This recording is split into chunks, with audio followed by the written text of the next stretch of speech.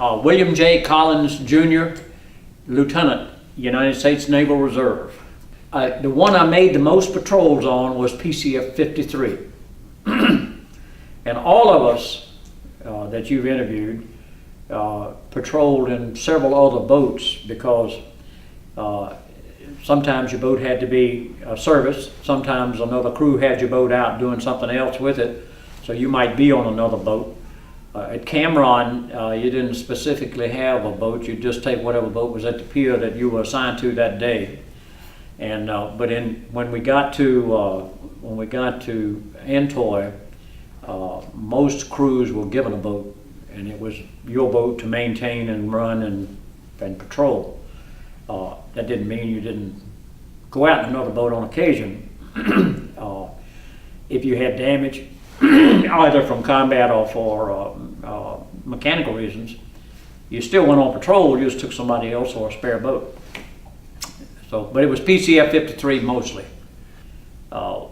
We would go for 2 weeks to the southern part of the Gulf of Thailand and live aboard a U.S. Coast Guard cutter. And we would take 2 boats and 3 crews.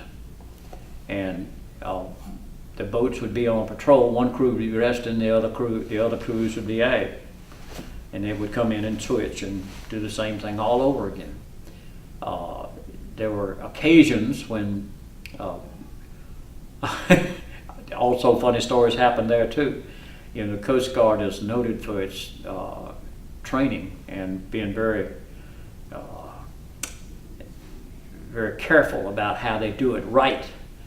The Androscoggin skipper, the first time I took the Coast Guard cutter Androscoggin skipper, the first time I took my boat down south to patrol for 2 weeks, you know, a swift boat is a unique vessel in itself. You heard me making reference to all those shafts and propellers on the USS Newport News and how maneuverable it was for a ship that size. The PCF was far more maneuverable in that respect. You could drive it like a Volkswagen. It had twin shafts, twin rudders, twin screws, and it had independently controlled engines, and of course you had your turning mechanism. You could drive the thing like a New York taxi. You know, it just didn't. After you've been there and you were trained and you know what's going on your boat, you don't think about those things.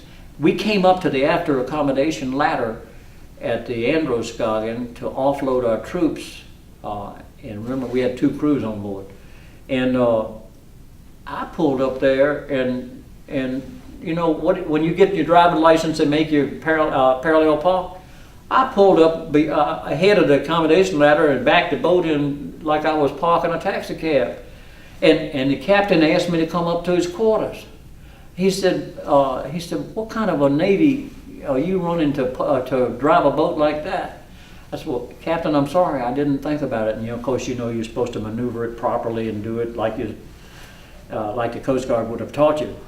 And at the end of that 2-week period, the captain came up to me and to Bernie Wolf, my fellow ONC, and apologized and said, "I didn't realize what you guys could do with those boats." And he did, but that was afterwards. But